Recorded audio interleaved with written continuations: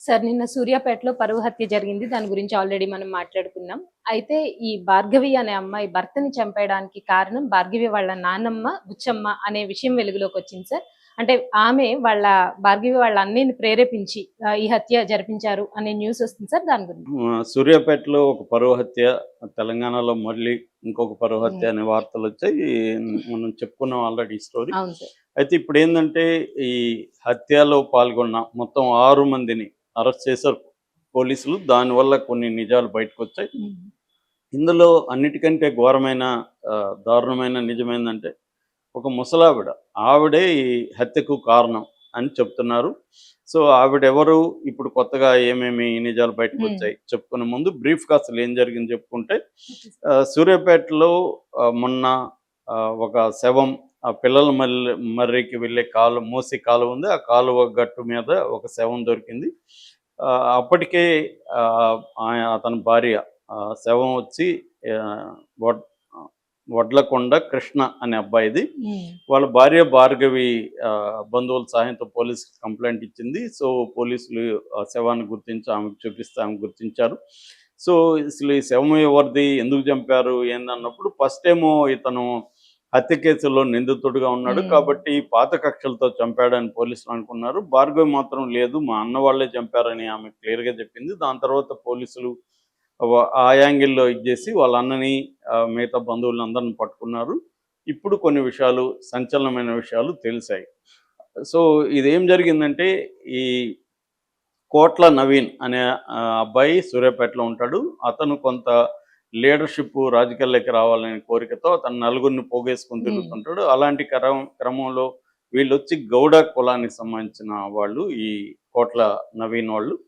అక్కడ వడ్లకొండ కృష్ణ అనే అబ్బాయి అతను దళితు, అంటే మాల కులం. కొంతమందేమో నిన్న చెప్తున్నారు అతను మాల గాదు క్రిస్టియన్ అని. మన దేశంలో ఏ మతమైనా కులం అనేది లేకుండా హిందూ గాని, క్రిస్టియన్ గాని, ముస్లిం అవును సార్. మతాల్లో కూడా కులాలు అనేవి హ్మ్. ప్రధానంగా ఉంటాయి. కాబట్టి ఇతను కులపరంగా రాసుకున్నప్పుడు వాళ్ళ కులం మాల అనే హ్మ్. రాసుకున్నాడు కాబట్టి మాల అనే చెప్పాల్సొస్తుంది. సో, ఏదేమైనా అతను దళితుడు అనుకోవచ్చు బ్రాడ్‌గా. హ్మ్. సో, అతను ఈ గ్రూప్‌లో చేరాడు. నవీన్‌తో చేరాడు. ఆహ్, అందంగా ఉంటాడు, యాక్టివ్‌గా ఉంటాడు మనిషి, తెలివైనోడు.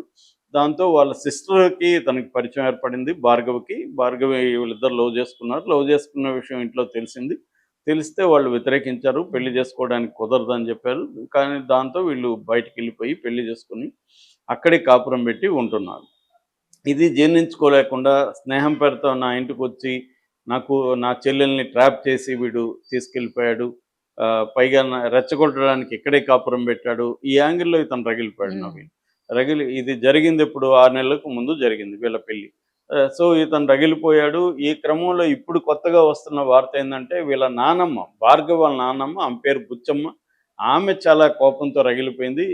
నా మనవరాలిని వీడు ఇలా చేస్తాడా? వాడిని చంపేయండి మీరని చెప్పి కొడుకంటే సైదులు, ఈ హ్మ్. భార్గవి వాళ్ళ నాన్న.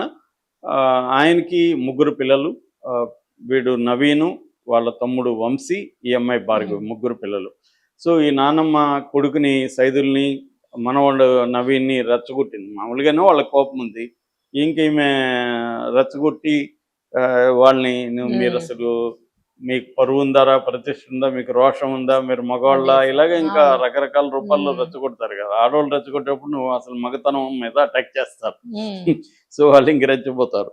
సో, అలాగా అటాక్ చేశారు. అటాక్ చేసేసరికి వాళ్ళు కూడా ఆల్రెడీ ఇదుంది. నవీన్ 2 నెలల నుంచి ప్లాన్ చేస్తున్నాడంట ఇతన్ని చంపడానికి. సో, దాంతో ఏం చేశాడు నవీను, బైరు మహేష్, హ్మ్. బైరు మహేష్ అనే ఒకడిని పట్టుకున్నాడు. వీళ్ళ గ్రూప్‌లో ఉంటాడు. బైరు మహేష్ ఈ కృష్ణకి గూడా పరిచయం ఉంది. బైరు మహేష్ చెప్పాడు, "నువ్వు కొంత వాడితో క్లోజ్‌గా తిరుగు, హ్మ్. వాడిని ట్రాప్ చెయ్యని." సో, బైరు మహేష్ ఏం చేస్తాడంటే రకరకాల పంచాయతీలకి ఈ కృష్ణని తిప్పడం అతనికి కొంత డబ్బులివ్వడం, అలాగా హ్మ్. తన వెంట, హ్మ్. అంటే వీడితో తిరుగుతుంటే మనకు కూడా డబ్బులొస్తాయని చెప్పినట్టుగా అనుకున్నట్టుగా ట్రై చేశాడు. దాంతో ట్రాప్‌లో పడ్డారు. యాక్చువల్‌గా జనవరి 13నే చంపాలని ప్లానింగ్ చేశారు గానీ, ఆ రోజు కుదరలేదు. హ్మ్. దాని తర్వాత మొన్న 26వ తేదీ ఈ బైరు మహేష్ అతనికి ఫోన్ చేసి ఇలాగ ఒక పంచాయతీ ఉందిరా అని చెప్తే ఈవినింగ్ 5:00 అలాగా వెళ్ళాడు. వెళ్ళిన వ్యక్తి రాలేదు. రాకపోయినప్పుడు ఆ అమ్మాయి ఫోన్ చేస్తే స్విచ్ ఆఫ్ వచ్చింది. దాంతో బైరు మహేష్ దగ్గరికెళ్ళాడు కాబట్టి బైరు మహేష్‌కి ఫోన్ చేసింది భార్గవి. ఇంకో 10 నిమిషాల్లో ఫోన్ చేస్తాన్నాడు. తర్వాత అతని ఫోన్ ద్వారా మాట్లాడాడు. 10 హ్మ్. నిమిషాల్లో వస్తున్నానని చెప్పాడు భార్గవి. ఆ తర్వాత రాలేదు. ఆ అమ్మాయి టెన్షన్‌లోకెళ్ళింది. సో, ఇప్పుడు ఏం చేశారంటే వీళ్ళు ఈ బుచ్చమ్మ కోసమే ఇతన్ని చంపారు. మొత్తం 6 మంది పార్టిసిపేట్ చేశారు. సైదులు, భార్గవ్ వాళ్ళ నాన్న, భార్గవ్ వాళ్ళ అన్న హ్మ్. నవీను, నవీన్. తమ్ముడు వంశీ, దాని తర్వాత ఆహ్, వాళ్ళ సై బైరు బైరు. మహేషు, ఇంకొక నల్గొండకు సంబంధించిన ఇంకొక వ్యక్తి. మొత్తం 6 మంది. ఫ్యామిలీ వాళ్ళు నలుగురు, బయట వాళ్ళు ఇద్దరు. మొత్తం 6 మంది కలిసి తనని తీసుకెళ్ళి ఒక దగ్గర కొంత టార్చర్ చేసి, ఊరేసి చంపేశారు. చంపేసి మళ్ళీ బండరాయితో అంతా కూడా కొట్టారు. వాళ్ళ కసి తీరకుండా. చేసినాక వీళ్ళేం చేశారంటే, ముందు శవాన్ని తీసుకెళ్ళి ఆమెకి చూపిచ్చారు. ఎందుకంటే ఆమె కదా దీన్ని ఓహ్! ఆమె వాళ్ళ నాన్నమ్మకి చూపించారా నానమ్మ సార్? బుచ్చమ్మకు ఓకే. చూపిచ్చారు.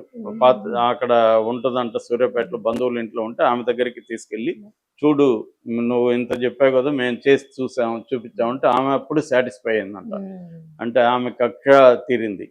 సో, పూర్వకాలంలో చెప్తారు కదా! ప్రతిజ్ఞలు చేసి నేను శవం అవును సార్. చూసినాకనే నేను అన్నం హ్మ్. ముడతాను. అలాంటిది ఏదో ఈమె చేసినట్టుంది. మొత్తానికి ఆమె కోపం చల్లారింది. దాని తర్వాత ఈ శవాన్ని ఎక్కడెయ్యాలని చెప్పి వీళ్ళు కారు డిక్కీలేసుకొని తిరిగారంట. సూర్యాపేట, నల్గొండలో పడేద్దామని ప్లాన్ చేసుకున్నారు. హ్మ్.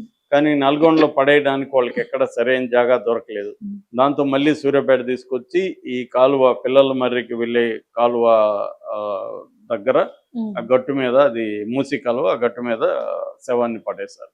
అంటే ఇక్కడ ఇది పోలీసులు ఇప్పటివరకు మనకి చెప్తున్నది. అంటే ప్రధానంగా ఏందంటే ఈ ఇది క్లియర్‌గా పరువు, నిజానికి పరువు హత్య అనేది రాంగ్ నేమ్ అది. పరువు హ్మ్. హత్య కాదది. అది అత్యంత క్రూరమైన హత్య. నేను నిన్న గూడా చెప్పాను.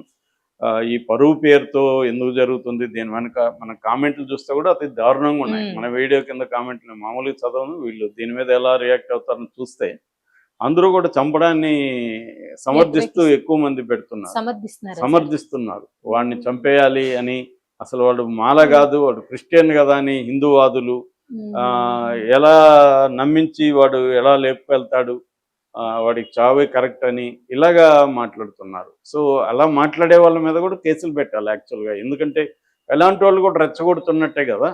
నువ్వు అవును ఇప్పుడు సార్. లీగల్‌గా తీసుకుంటే దీని మోరల్ యాంగిల్ డిస్కషన్ వేరే గాని, లీగల్‌గా ఇప్పుడు ఒక అమ్మాయి, అబ్బాయి పెళ్లి చేసుకున్నారు. కులాలతో ఏం సంబంధం? రాజ్యాంగం ప్రకారం వాళ్ళకి ఎవ్రీ రైట్ ఉంది. వాళ్ళని చంపితే అది నేరం అవుతుంది గదా! దీన్ని రెచ్చగొట్టడం వీళ్ళదేం పోయింది, కామెంట్ పెట్టి వీళ్ళు కూర్చుంటారు. దీన్ని చూసి ఎవడో రెచ్చిపోతే వాడు జైలుకి పోవాలి. ఇప్పుడు ఆ నవీన్ ఫ్యామిలీ, వాళ్ళ ఫ్యామిలీ, ఇప్పుడు ఆమెను బుచ్చమ్మని అరెస్ట్ చేయాలి హ్మ్. యాక్చువల్‌గా. ఎందుకంటే ఆమె రెచ్చగొట్టకపోయింటే కూడా వీళ్ళు ఈ స్థాయిలో రెచ్చిపోయారు కాదని చెప్తున్నారు మనకి. హ్మ్. సో, ఇదేందంటే వాళ్ళకి ఒక రకమైన అహంకారం ఉంటది. అదే ఇతను వేరే కులం అనుకో, ఫర్ ఎగ్జాంపుల్ ఇతను కమ్మ, రెడ్డో, హ్మ్. బ్రాహ్మణో, రాజో, క్షత్రియో ఏదో